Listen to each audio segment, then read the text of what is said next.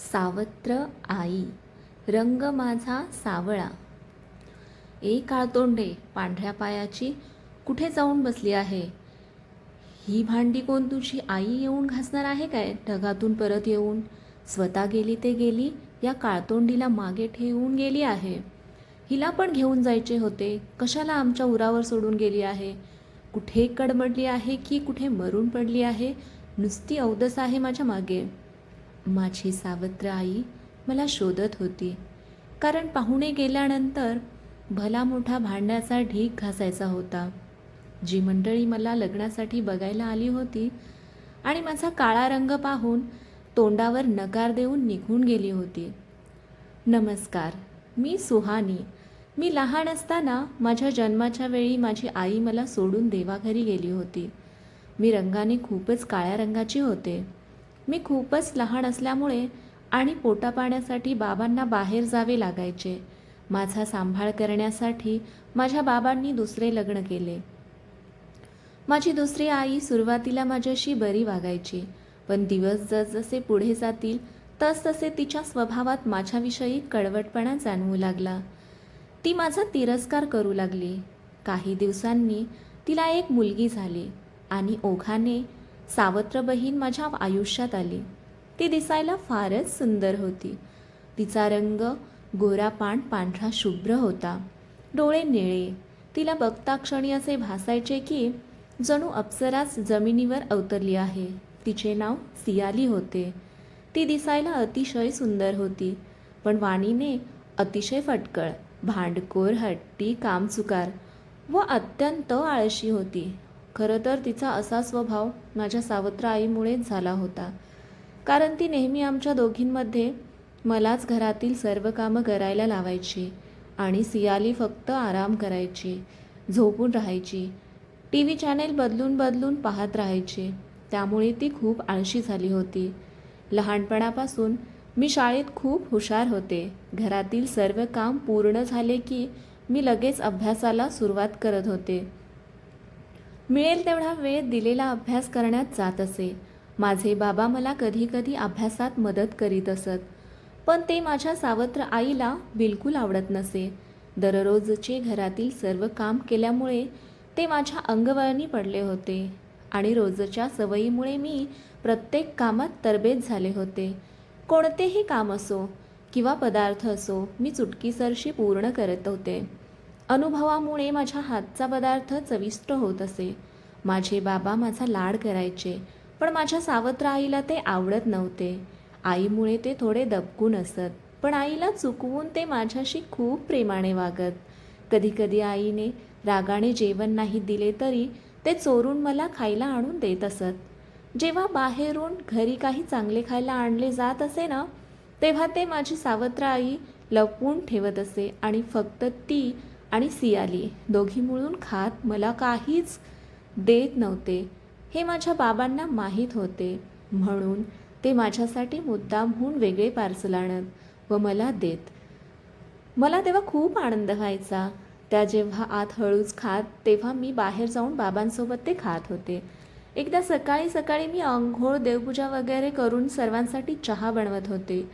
चहाचा कप घेऊन मी तो आईला देण्यासाठी बाहेरच्या खोलीत जात असताना चुकून माझ्या हातून कप खाली पडला. कप फुटून चहा सर्व किचनमध्ये पसरला होता. काचा उडून सर्वत्र विखुरलेल्या होत्या. मी खूप घाबरले. माझे अंग थरथरायला लागले. आता आई माझ्यासोबत काय करेल हा विचार करूनच माझे शरीर थंड पडले होते. मी तशीच स्तब्धपणे तिथेच उभी राहिले.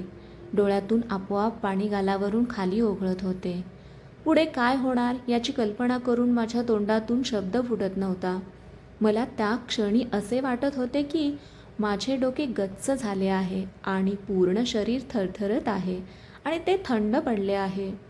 अगदी दुसऱ्या क्षणी माझी आई कप फुटलेला आवाज ऐकून जोरात ओरडली की, आता काय केलंस, काय फोडलंस? हीच अवदसा घरात असेपर्यंत आम्हाला काही सुखाने जगू देणार नाही, असे म्हणत म्हणतच ती आत किचनमध्ये येऊ लागली. किचनमधील समोरचे दृश्य बघून तिचा रागाचा पारा चढला. आधीच मी तिला नकोशी होते. ती माझा प्रचंड राग करायची, घरातील सर्व कामे नीट व्यवस्थित पूर्ण केली. काहीही चूक नसताना सुद्धा नेहमीच बोलायची एकही संधी सोडत नव्हती. आणि आता तर माझ्याकडून कफ फुटला होता. मग काय, हे बघून ती जोरात ओरडली. छान मेली काळ्या तोंडाची अवदसा, फोडलास का कप तू? पैसे काय जास्त झाले आहेत का आम्हाला म्हणून सारखं नुकसान करत असतेस? तुझी आई तुला पैदा करून निघून गेली आणि तू राहिलीस मागे. तुला ठेवून गेली आमच्या डोक्यावर मिरे वाटायला. त्याच वेळी का खपली नाहीस तुझ्या आईबरोबर? नुसता डोक्याला ताप करून ठेवला ह्या मूर्ख मुलीनं. पैसे काय तुझी आई देणार आहे का वरून येऊन? तिचे डोळे आग ओकत होते. हाताच्या मुठी आवळून ती ओरडत होती. गळाच्या शिरा बाहेर दिसत होत्या, जणू तिच्या रागाच्या खुणा दर्शवत होत्या. माझी सावत्र आई ओरडत होती, मला शिव्याशाप देत होती आणि मी बिचारी काकुळतीला येऊन थरथरायला लागले होते. रडत होते. माझा आवाज कंप पावत होता. मी माझ्या थरथरत्या कापऱ्या आवाजात तिची माफी मागत होते. माझा आवाज ऐकून दयावया ऐकून तिला जास्तच राग आला आणि तिने माझ्या पुढ्यात येऊन माझ्या गालावर 2 मुस्काटात लगावल्या. मी सुन्न झाले. लगेच जोरात माझा हात धरून हाताला हिसका देऊन जोराजोरात खेचू लागली आणि मला त्या फुटलेल्या काचांवर ढकलून देत म्हणाली, कर गोळा कर. त्या काचा फोडून रिकामी झाली मूर्ख मुलगी, बेअक्कल काळतोंडी भिकारी, कर गोळा सर्व काचा. असे म्हणत म्हणत ती माझे हात जोरजोरात त्या काचांवर रुतवू लागली. त्या काचा माझ्या हातात घुसत होत्या. माझ्या सर्व हातातून प्रचंड वेदना होऊ लागल्या होत्या. मी ओरडू लागले, माफी मागू लागले, पुन्हा असे करणार नाही, सोड मला. मी सोडण्याची भीक मागू लागले. वेदनांनी मी विव्हळत होते, पण तिला माझी दया येत नव्हती. शेवटी तिने मला उठवले, भिंतीवर आपटले. रोजचा मनातील राग ती आज काढत होती. तिने मला सोडले आणि रागाने म्हणाली, हे सगळे साफ कर आणि घरातील सर्व कामे पूर्ण करून ठेव. आणि लक्षात ठेव, आज अन्नाचा एक घासही घ्यायचा नाही, समजले का? जर काही खाल्लेस तर माझ्यासारखे वाईट तुझ्यासाठी कुणीही नसेल, इतके लक्षात ठेव. हीच तुझी शिक्षा. असे म्हणत ती रागाने दात ओठ खात बाहेर निघून गेली. मागे उरले मी आणि माझे रक्ताळलेले शरीर आणि त्याहूनही रक्ताळलेले माझे मन. मी रडत होते. मला वाटत होते या क्षणी मरून जावे. आपले कुणीही नाही या जगात. आई, आई का सोडून निघून गेलीस मला? तुझ्याशिवाय जगणे कठीण झाले आहे. मला तुझ्याजवळ घेऊन चल आई, मला तुझ्याजवळ घेऊन चल. मी माझ्या आईला आर्त हाका मारत होते.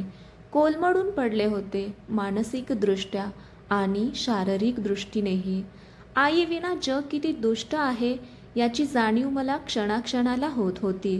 प्रत्येक वेळी मी तुटत होते. एका अदृश्य पोकळीची जाणीव होऊन मन सतत बेचैन होत असे. अशावेळी मला आईची खूप आठवण यायची. तिच्या कुशीत शिरून निवांत व्हावे असे वाटायचे. मी माझ्या सावत्र आईला खूप जीव लावण्याचा प्रयत्न करायचे, पण तिची माया फक्त आणि फक्त सियालीच्याच वाट्याला येत होती. माझ्यासाठी सावत्र मुलगी म्हणून राग, द्वेष आणि तिरस्कारच असायचा. मी इतकी कमनशिबी होते की बाबांना सर्व कळत असूनही ते माझ्यासाठी जास्त काही करू शकत नव्हते. मी रडून रडून डोळे सुजले होते, पण घरातील काम करणे भाग होते. मी उठले आणि शरीर साफ केले. ठिकठिकाणी रक्त येत होते, त्याला घरातील औषध लावले, कपडे बदलले व कामाला सुरुवात केली. माझ्या शरीरावरील जखमा ठणकत होत्या. मला आणखी ओरडू वाटत होते, रडू वाटत होते, पण मी ते काहीच करू शकत नव्हते. माझ्या मनात भावनांचा कल्लोळ उठला होता. माझ्याच नशिबी हे सर्व का? असा प्रश्न मी सतत देवाला विचारत होते. देवा, मी काय पाप केले आहे रे, की तू माझी आई लहानपणी हिरावून घेतलीस आणि माझा असा छळ मांडला आहेस? सांग मला. मी या सर्वांपुढे हतबल झाले आहे. प्लीज मला मदत कर. मला थोडे तरी सुखाने जगू देत, थोडेसे प्रेम माझ्याही वाट्याला येऊ देत. त्या दिवशी मी उपाशी झोपले. माझ्या सावत्र आईला आणि बहिणीला माझी दया आली नाही. झोप तर लागतच नव्हती. मी या कुशीवर कधी त्या कुशीवर असे माझे चालले होते. त्या दिवशी रात्री उशिरापर्यंत माझे बाबा घरी आले. माझी सावत्र आई आणि सियाली आत झोपल्या होत्या. बाबा माझ्याजवळ आले. त्यांनी माझ्याकडे बघितले. माझे डोळे क्षीण झाले होते, सुजलेले होते. चेहरा निस्तेज वाटत होता. तोंड सुके कोरडे पडले होते. अंगात कणकण भरली होती. भुकेने जीव व्याकुळ होऊन गेला होता. माझ्या बाबांनी मला जवळ घेतले तर मला आत साठून राहिलेला हुंदका बाहेर पडला. न सांगताच माझ्या बाबांना सर्व समजून चुकले. त्यांनी सर्वप्रथम मला थोडे खायला दिले, पाणी दिले. मला अंगात ताप भरलेला होता. बाबांनी मला एक घरातील तापाची कणकणची टॅबलेट दिली. थंड पाण्याच्या पट्ट्या डोक्यावर लावून दिल्या. सकाळी मला थोडे बरे वाटू लागले. पण परत रोजचा दिवस सारखाच असे चालू झाले. मी जेवढी कामात तरबेज होते तेवढीच अभ्यासात पण हुशार होते. सर्व कामे लक्ष देऊन करीत असे. याउलट माझी बहीण सियाली होती. तिला आई काहीच काम सांगायची नाही. ती सतत टी व्ही समोर असायची. शिवाय आता तिला नवीन मोबाईल घेऊन दिला होता. त्यामुळे सतत त्या मोबाईलवर सोशल मीडियावर व्हिडिओ बघत असायची. त्यामुळे सातत्याने स्क्रीन पाहिल्याने तिचा स्वभाव चिडचिडा झाला होता.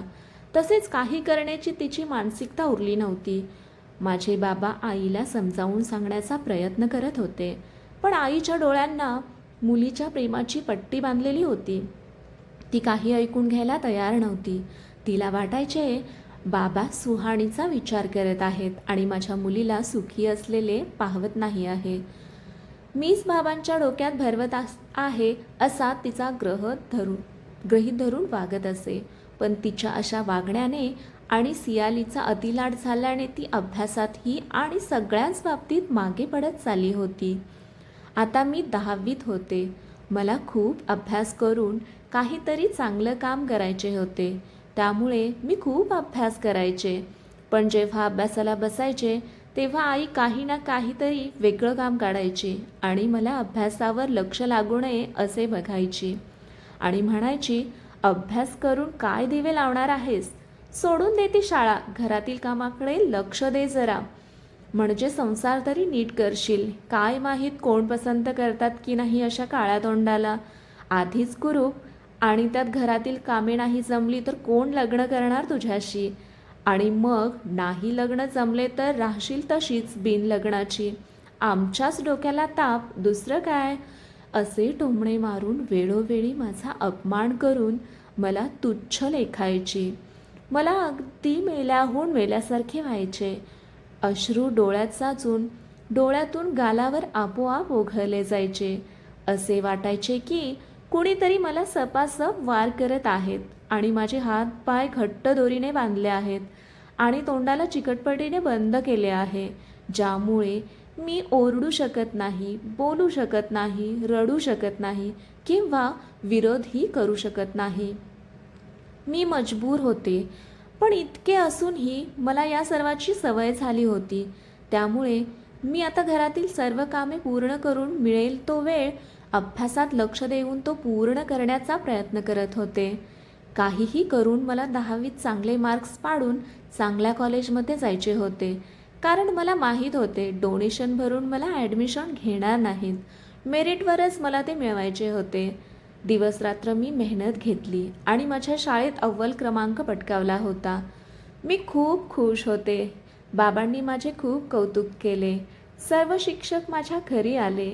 सर्वांनी माझे खूप कौतुक केले, माझा सत्कार केला. माझे मॅथमॅटिक्सचे सर पुढे आले आणि माझ्या बाबांना म्हणाले, तुमची मुलगी सुहाणी एक अत्यंत हुशार मुलगी आहे. त्याचबरोबर अतिशय नम्र आणि ब्रिलियंट आहे. तिच्या कलागुणांना वाव द्या. ती तिच्या पुढील आयुष्यात नक्कीच मोठे काहीतरी शिखर सर करेल अशी आम्हाला आशा नाही तर खात्री आहे. अशी मुले क्वचितच पाहायला मिळतात. अगदी खरा हिरा आहे. तुम्ही नशीबवान आहात की देवाने तुम्हाला असे रत्न दिले आहे. तिला तिच्या पुढील काळात सपोर्ट करा. काहीही लागेल तर आम्ही आहोत तिला मदत करायला. माझे होणारे कौतुक बघून माझ्या बाबांचा ऊर अभिमानाने भरून आला होता. हे पाहून मला एक वेगळ्याच आंतरिक समाधानाची प्रचिती आली होती. पण माझे होणारे कौतुक पाहून माझ्या आईला आणि बहिणीला अजिबात आनंद झाला नाही. त्यांचा अगदी जळफळाट झाला होता. सतत ती माझ्याकडे रागाने बघत होती आणि नाक मुरडत होती आणि म्हणाली, एवढा काय तीर मारलाय की इतकं कौतुक करायचं? 10वीच तर आहे, कुणीही करेल असे म्हणत होती. पण तिच्या डोक्यात होते की सुहाणीची 10वी झाली की तिला शाळेतून बंद करून घरी ठेवायचे. 2 वर्ष घरातील कामे करून घ्यायची आणि 18 वर्षे पूर्ण झाली की कोणत्या तरी गरजू माणसाला शोधून त्याच्याकडे पैसे घेऊन तिचे लग्न त्याच्याशी करून टाकायचे. जसे की वयस्कर लोक किंवा ज्याची बायको नाही आहे आणि 2-3 मुलं आहेत अशी गरजू माणसं. म्हणजे पैसे पण मिळतील आणि घरातील पीडा सुहाणी पण निघून जाईल कायमची. पण असे होताना दिसत नव्हते. याउलट तिला चांगले मार्क्स मिळाले आणि टॉपच्या कॉलेजमध्ये ॲडमिशन मिळाले. ते म्हणतात ना, ज्याला काहीतरी करण्याची प्रचंड इच्छाशक्ती असते, जिद्द असते, महत्त्वाकांक्षा असते, त्या लोकांना कितीही अडचणी आल्या तरी ते लोक जिद्द सोडत नाहीत. अगदी प्रयत्नांची पराकाष्ठा करतात आणि यश आपल्याकडे खेचून आणतात. त्यासाठी त्यांच्या अंगी असते ती फक्त प्रचंड प्रमाणात कष्ट करण्याची तयारी आणि कोणत्याही परिस्थितीला सामोरे जाण्याची तयारी. मग वेळच त्यांना फळ देत असते यशाची चव चाखायला. आणि केलेले कष्ट कधीही वाया जात नाहीत. त्या कष्टाचे फळ कधी ना कधी आपल्याला मिळतेच. हेच फळ मला मिळाले होते. त्यावेळी माझी बहीण सियाली ही सुद्धा 8वीत होती, पण अभ्यासाकडे लक्ष न दिल्यामुळे अगदी काठावर पास झाली होती. आमचे सर जाताना सांगून गेले की सुहाणीकडून काहीतरी गायडन्स घे. हे सगळे ऐकून माझी आई खूप चिडली आणि सर्व लोक गेल्यानंतर बडबडायला लागली. म्हणाली, जा महाराणी, जाऊन ते सगळे आवरायला घे. सगळ्या घरभर पसारा पडलाय. सगळे फुले, पाकळ्या, बिस्किटं साफ कर सगळे. काय मोठा तीर मारलाय, आता हवेतच गेलीस जणू. काय तर म्हणे मोठी होणार, तोंड बघ आरशात. नको ती स्वप्न बघू नको आता, म्हणे सियाली सुहानीकडून शिक. लायकी आहे का तुझी माझ्या सियालीला तू शिकवणार? मोठी आली, भंगार कुठली.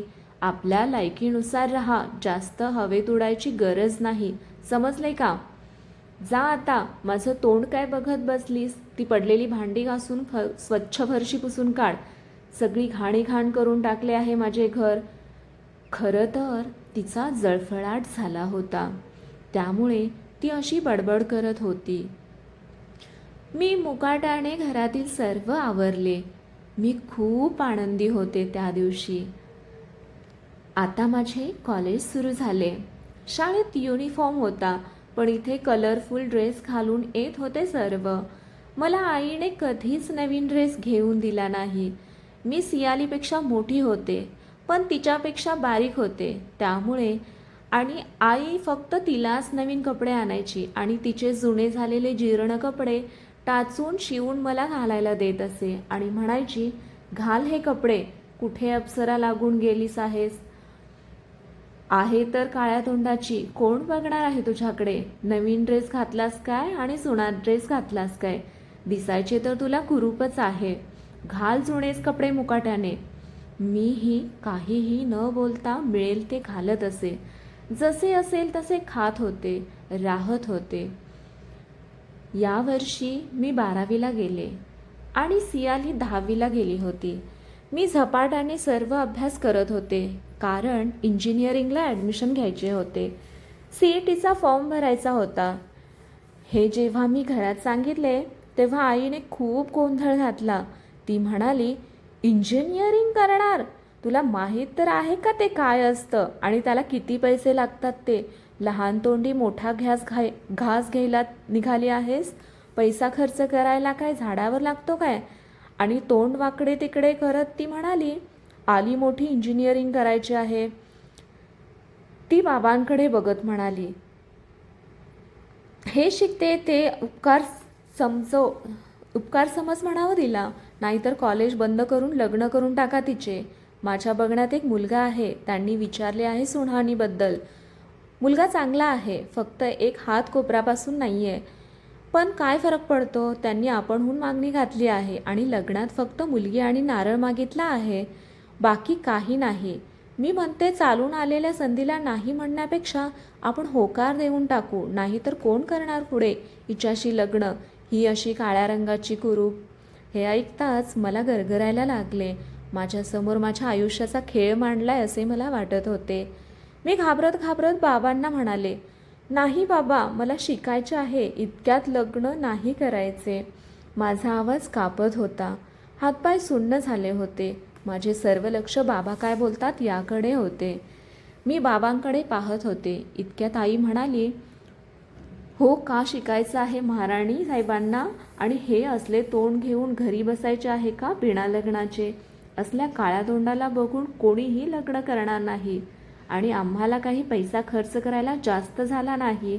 हे स्थळ चांगले आहे तुझ्या मानाने. गप्प तयार व्हायचे. शिकून काय झेंडा लावणार आहेस? मी सर्व आस बाबांकडे लावली होती.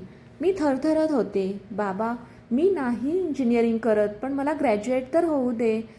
मला नाही लग्न करायचे. प्लीज बाबा, सांगा तुम्हीच. मला आता लग्न नाही करायचे. यावर बाबा म्हणाले, हो बेटा, नाही करत तुझे लग्न. तू शिक पुढे, तुला शिकायचे आहे तेवढे. आणि ते आईला म्हणाले, अगं तू इतक्यात लग्नाचं घेऊन बसली आहेस आणि काय कमी आहे सुहाणीमध्ये की तिला अपंग मुलासोबत लग्न लावून देत आहेस? बरं ठीक आहे, तो हात नाही आहे, चांगलाच असेल, पण सियालीचं लग्न लावशील का त्याच्यासोबत? जरा तरी विचार कर. तिचं वय आहे का अजून लग्नाचं? लहान आहे ती अजून. हे ऐकून मला जरा हायसं वाटलं. पण आई रागाने बडबडत पाय आपटत निघून गेली. म्हणाली, बसा मग आयुष्यभर पोसत. मला काय करायचं आहे? ज्याचं करायला जावं भलं ते म्हणतंय माझंच खरं. बसा डोक्यावर घेऊन. बाबांनी माझ्या डोक्यावर हात ठेवला व डोळे मिटून मला दिलासा दिला. 10वी-12वीच्या परीक्षा झाल्या. रिझल्ट लागला. मी उत्तम मार्कांनी पास झाले होते. पण सियाली नापास झाली होती. याचा सर्व राग आईने माझ्यावर काढला. ती म्हणाली, तुझ्यामुळे सियाली नापास झाली आहे. तूच चुकीचे शिकवत होतीस तिला. तुझी इच्छाच नाही की तिने पास व्हावे. पण वास्तविक स्थिती फार वेगळीच होती.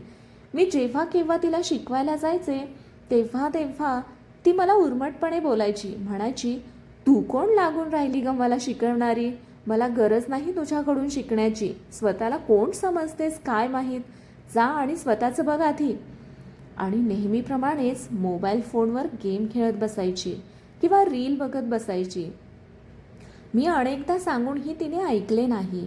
उलट मलाच म्हणायची की खूप स्वतःला अतिशहाणी समजू नको.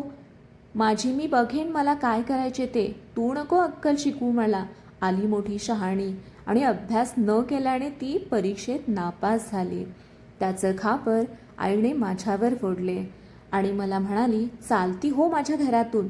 एक क्षणही माझ्या घरात थांबू नकोस. तिचा राग 7व्या आसमंतात होता. ती काहीही ऐकून घ्यायला तयार नव्हती. शेवटी बाबा म्हणाले, ठीक आहे, तिला हॉस्टेलमध्ये ठेवूया, पण तोपर्यंत तरी थांब. ती काही न बोलता रागाने आत निघून गेली. मी CET किंवा JEE कोणतीहीच एक्झाम दिली नसल्याने मला प्लेन BScला ॲडमिशन मिळाले. ॲडमिशन घेतले व जवळच्याच हॉस्टेलमध्ये नाव नोंदवले. मला घर सोडून निघून येताना माझ्या मनात उडणारे वादळ, मनाला झालेल्या वेदना या शब्दात मांडता येणं कठीणच. शिवाय आईविना वाढलेली आणि सावत्र आईच्या हाताखाली वावरलेली मी आजपर्यंत किती अश्रू डोळ्यात आले आणि कितीतरी गोष्टी मनातच दाबून ठेवल्या ते माझे मलाच ठाऊक. त्यासाठी शब्द देखील कमी पडतील इतक्या असंख्य वेदना माझ्या मनामध्ये अजूनही जिवंत होत्या. त्या काळाच्या ओघात पुसल्या जाणं देखील कठीणच. ते म्हणतात ना, मनाच्या कोपऱ्यात असणाऱ्या वेदना जेव्हा सहजासहजी पडद्याआड होणे सहजपणे शक्य नसते तेव्हा काळच त्याच्यावर उपचार असतो, असा विचार करून त्या वेदना दुःख मनात ठेवून मी माझ्या सामानासह घराबाहेर पडले. हॉस्टेल छान होते आणि ते मला माझ्या घरातील वातावरणापेक्षा जास्त आवडलेले. कारण इथे माझा कोणी अपमान करत नव्हते. स्वतःची कामे सोडून इतर काही कामे करायची नव्हती. ते सर्वत्र आईचे मनावर घाव घालणारे टोमणे नव्हते. मी मोकळा श्वास घेऊ शकत होते. बाबा कधी कधी तर भेटायला येत होते. शीतल मला भेटलेली हॉस्टेलमधील रूममेट, तीही माझ्यासारखीच. त्यामुळे आमच्या दोघींचे ट्युनिंग जमले. आमची घट्ट मैत्री झाली. आम्ही एकमेकींना खूप जपत असे. तिचीही परिस्थिती जेमतेम जेमतेम. एक मोठा भाऊ नितीन आणि आई वडील असा तिचा परिवार. मी तिच्या घरी कधीतरी सुट्टी असेल तेव्हा जायचे. तिच्या घरचे लोक खूप शांत आणि समंजस होते. आई वडील शेती करीत होते. शेती खूप कमी, त्यामुळे उत्पन्नही कमीच. जेमतेम खर्च भागायचा. नितीन इंजिनिअरिंगच्या शेवटच्या वर्षात शिकत होता. कॉलेजसोबत पार्ट टाईम जॉब करायचा व आपला खर्च स्वतः भागवायचा. मला पुढे जाऊन MBA करायचे होते, त्यामुळे मी पार्ट टाईम जॉब करू लागले. मी खूप कष्ट करायचे. माझ्यासोबत शीतल पण पार्ट टाईम जॉब करू लागली. आमच्या दोघींचे बॉन्डिंग खूप छान जमले. हॉस्टेल वगैरेचा वर्षाचा खर्च बाबांनी अगोदरच भरलेला. त्यामुळे माझे पैसे जे थोडेफार होते ते मी सेव्ह करू लागले. बाहेरच्या जगात वावरल्यामुळे माझ्यात एक नीटनेटकेपणा आला. कॉन्फिडन्स वाढला. मी सावळी असले तरी माझा ड्रेसिंग सेन्स खूप चांगला झाला होता. मी माझे राहणीमान बदललेले होते. माझ्या वागण्यात बोलण्यात एक कमालीचा कॉन्फिडन्स होता. त्यामुळेच मी अट्रॅक्टिव्ह भासायचे. ग्रॅज्युएशन कंप्लीट झाल्यानंतर मी MBAला ॲडमिशन घेतली. CET दिली होती. त्यात चांगले मार्क्स आले होते. त्यामुळे चांगल्या कॉलेजमध्ये ॲडमिशन मिळाले. आत्तापर्यंत साठवलेले पैसे व थोडे एज्युकेशन लोन असे मिळून MBA पूर्ण केले. त्यासाठी अविरत कष्ट घेतले. घरी मी फार जात नव्हते. बाबाच भेटायला येत असत. कधी गेलेच तर लगेच परत येत होते. त्यातही आईचे काटेरी शब्द असायचे. त्यामुळे मला थांबायची इच्छाच मरून जायची. त्यात आईने माझ्या लग्नाचा घाट घातला होता. पण प्रत्येकजण माझ्या रंगाला बघून नकार देत असे. मग आईचे नेहमीचे शिवाशाप चालू व्हायचे. मी या सर्वांना कंटाळले होते. त्यामुळे मला घरी जावेसे वाटत नव्हते. फायनल इयरमध्ये प्लेसमेंट चालू होते. मी जोरदार तयारी सुरू केली. माझ्या कम्युनिकेशन स्किल्सवर काम केले आणि माझे कॉलेजद्वारे एका मल्टीनॅशनल कंपनीमध्ये सिलेक्शन झाले. मी ती कंपनी जॉईन केली. मी जी कंपनी जॉईन केली होती त्याच कंपनीमध्ये नितीन माझा सिनियर कॉलिग होता. मी ऑफिसमध्ये खूप मन लावून आणि स्मार्टली काम करायचे. नितीनला मी आवडू लागले होते. माझे बिहेवियर, माझी राहण्याची पद्धत, माझा स्वच्छ टापटीपपणा, शांत स्वभाव, बोलण्याची पद्धत, वावरण्याची कला, स्वतःला प्रेझेंट करण्याची क्षमता, हुशारी त्याच्या डोळ्यातून सुटत नव्हती. मी माझ्या घरच्यांबद्दल जास्त बोलायचे नाही. त्यामुळे जास्त कोणाला माझ्याबद्दल काही माहिती नव्हते. फालतूपणा कधी केला नाही कधी करायला आवडायचा. जेवढ्यास तेवढे वागायचे. मी सर्वांशी प्रेमाने पण 4 हात लांब ठेवून राहायचे. त्यामुळे नितीन आपली मैत्री तुटेल या भीतीने कधी माझ्याजवळ व्यक्त झाला नाही. काही दिवसांनी नितीनने जॉब सोडून बिझनेस स्टार्ट केला. त्यामुळे आता आमचा कॉन्टॅक्ट कमी झाला. दिवाळी जवळ आली होती. बाबांनी मला घरी बोलावून घेतले होते. मी खूप दिवसांनी घरी आले होते. सियाली अभ्यासात मागे पडल्यामुळे कशीबशी आर्ट्समध्ये ग्रॅज्युएट झाली होती. तिच्याही लग्नाचे वय झाले होते. एके दिवशी गल्लीतील सर्वजण बाहेर गप्पा मारत बसले होते. तेव्हा बाजूचे मधुकर काका सहजच म्हणाले, "अरे, माझ्या मित्राचा मुलगा उद्या येणार आहे. त्याचे लग्न करायचे आहे. अतिशय श्रीमंत पार्टी आहे. मुलगा बिझनेसमन आहे. आई वडील साधे आहेत. गरिबीतून वर आलाय, पण आता महिन्याचे लाखो रुपये कमावतो. दुबईमध्ये UK बिझनेस स्टार्ट केला आहे आणि तिकडेच करोडोंची प्रॉपर्टी आहे. त्यांना अगदी साधी सरळ मुलगी हवी आहे लग्नासाठी. बाकी काहीही अट नाही." तेव्हा माझ्या आईचे कान टवकारले आणि ती घरात आल्यावर बाबांना म्हणाली की आपल्या सियालीसाठी आपण हे स्थळ बघायला काय हरकत आहे. माझी मुलगी जगभर फिरेल आणि राणीसारखी राहील आणि ती इतकी सुंदर आहे की ते लगेच तिला पसंत करतील. माझे बाबा म्हणाले, "अगं, पण सुहाणी मोठी आहे. तिचे ठेवून छोटीचे कसे करायचे?" यावर माझी आई म्हणाली, सुहाणी आणि फक्त सुहाणी. ती सोडून तुम्हाला दुसरी पण मुलगी आहे.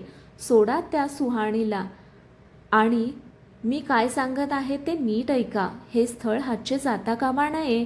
तयारीला लागा. पुढच्याच दिवशी मधुकर काकांकडून त्यांना मुलीला म्हणजे सियालीला बघण्याच्या कार्यक्रमासाठी आमंत्रित करण्यात आले. त्यासाठी घराला रंग देण्यात आला. नवनवीन मिठाईचे प्रकार मागवण्यात आले. घर सजवण्यात आले. सियालीने तर खास 20,000ची साडी आणि 25,000 पार्लरमध्येच खर्च केले होते. आणि तोरा तर अशी दाखवत होती की ते बघायला नाही तर लग्न ठरवायला आले आहेत. आईने मला किचनमधील सर्व जबाबदारी दिली होती. तो दिवस उजाडला आणि पाहुणे मंडळी घरी आले. सर्वजण एकत्र बसले. गप्पा सुरू झाल्या. सियाली पार्लरमधून तयार होऊन आली होती. मी माझी किचनमधील सर्व तयारी पूर्ण केली होती, पण किचनच्या बाहेर यायचे नाही अशी सक्त ताकीद मला माझ्या सावत्राईने दिली होती. म्हणून मी सर्व आवरून शांत मेडिटेशन करत बसले होते. ते सर्व वेगवेगळे पदार्थांचे प्रकार केल्याने घरात मंद जेवणाचा सुवास पसरला होता. तो पदार्थाचा सुवास घेऊनच मन मुग्ध होत होते. मी भरलेले ट्रे सियालीकडे दिले होते. ते घेऊन ती बाहेर आली. नितीनची आई म्हणाली, बस बाळा. सियाली तिथे बसली. सर्वजण पदार्थांचा आस्वाद घेऊ लागले, कौतुक करू लागले. तेव्हा आई म्हणाली, माझ्या मुलीने सियालीने सर्व पदार्थ बनवले आहेत. खूप हुशार आहे माझी मुलगी. सर्वजण बोलत होते, पण होणारा नवरा मुलगा शांत होता. तो म्हणाला, हा पदार्थ फार छान झालाय. कृपया करून तुम्ही याची रेसिपी सांगाल का? हे ऐकून सियालीचा गोंधळ उडाला, कारण तिला रेसिपीच काय, रेसिपीचं नाव देखील माहीत नव्हते. शेवटी मुलगा म्हणाला, जर तुम्ही ही रेसिपी नाही बनवली तर खोटे का बोलत आहात? पुढे तो म्हणाला, ज्याने कुणी ही रेसिपी बनवली आहे त्याला माझ्या समोर घेऊन या. हे ऐकून माझ्या सावत्र आईला काही सुचेना. ती पाहुण्यांना समजावू लागली, पण मुलगा काही ऐकून घ्यायला तयार नव्हता. शेवटी माझे वडील पुढे आले आणि म्हणाले, माफ करा पाहुणे मंडळी, हे सर्व पदार्थ माझी मोठी मुलगी सुहाणी हिने केले आहेत. ती खूप हुशार आहे. आपण म्हणत असाल तर मी तिला बाहेर बोलावतो. यावर मुलाची आई लगेच म्हणाली, हो हो, अगदी नक्की बोलवा बाहेर. आम्हालाही कळू देत या इतक्या चविष्ट पदार्थ बनवणारे हात कोणाचे आहेत ते. आम्हाला फार आनंद होईल भेटायला. माझ्या बाबांनी मला बाहेर बोलावून घेतले. मी बाहेर आले तर समोर बघते तर काय, शीतलचे आई वडील आणि भाऊ नितीन पाहुणे म्हणून उपस्थित होते. मला आश्चर्याचा धक्काच बसला. मला पाहून शीतलची आई म्हणाली, अरे बाळा सुहाणी, तू इथे कशी काय? मी खाली मान घालून म्हणाले, हे माझेच घर आहे आणि सियाली माझी छोटी बहीण आहे. हो का, बरं बरं. शीतल बाहेर आहे म्हणून ती आली नाही आहे. शीतलची आई माझ्या बाबांना म्हणाली, पण सुहाणी मोठी असताना तुम्ही सियालीचं लग्न का करत आहात? यावर माझ्या बाबांनी सर्व हकीकत सांगितली. माझ्या डोळ्यात अश्रू जमा झाले. इतक्या वेळ शांत असलेला नितीन आता बोलू लागला, बाबा, मी तुम्हाला ज्या मुलीबद्दल सांगितले होते ना, ती हीच आहे. मला हिच्याशी लग्न करायचे होते. माझ्या ऑफिसमध्ये काम करत होती, पण तेव्हा विचारायचे धाडस झाले नाही. आज विचारतो, आई बाबा, तुम्हाला सुहाणी सून म्हणून पसंत आहे का? तुम्ही रंग न पाहता इतर गोष्टी पहा. सर्व गुण संपन्न आहे सुहाणी. नितीनचे आई वडील म्हणाले, नितीन बाळा, तुझी आवड तीच आमची निवड. तू अगदी योग्य निर्णय घेतला आहेस. आम्ही ओळखतो सुहाणीला. अगदी लाखात एक कर्तृत्ववान खरा सोना आहे. आपल्या शीतलची मैत्रीण आहे सुहाणी. तू बिनधास्त पुढे जा. आमची संमती आहे. नितीनने माझ्या बाबांकडे पाहिले. त्यांनी आपली संमती दर्शविली. सियाली आणि तिची आई आ वासून पाहतच राहिल्या. नितीनने शेजारील गालुच्यातील फूल घेतले आणि माझ्यासमोर आला. एक गुडघा वाकवून माझ्यासमोर नतमस्तक होऊन म्हणाला, मला तुझ्यासोबत आयुष्य जगायला आवडेल. तुला आवडेल का? Will you marry me? मी बाबांकडे पाहिले. त्यांनी होकारार्थी मान हलवली. तेव्हा मी हसले आणि येस म्हणून खाली मान घातली. पुढच्याच महिन्यात लग्नाची तारीख पकडली आणि आमचे लग्न धूमधडाक्यात पार पडले. माझी सावत्र आई आणि सियाली बघतच राहिले. ही कथा आपणास आवडली असेल तर कथेला लाईक करा, शेअर करा, सबस्क्राईब करा. ही आणि कथा कथा वाचल्याबद्दल, वाचल्याबद्दल, ऐकल्याबद्दल आपले खूप खूप आभार.